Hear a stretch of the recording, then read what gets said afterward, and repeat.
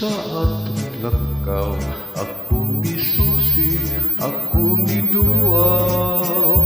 Wa pagyuyutay nga daot, bisag sa dugay nga mga adlaw.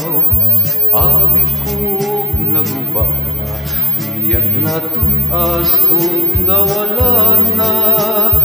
Nagpabilin sa gihapon, nga buhin saksi sa tumata.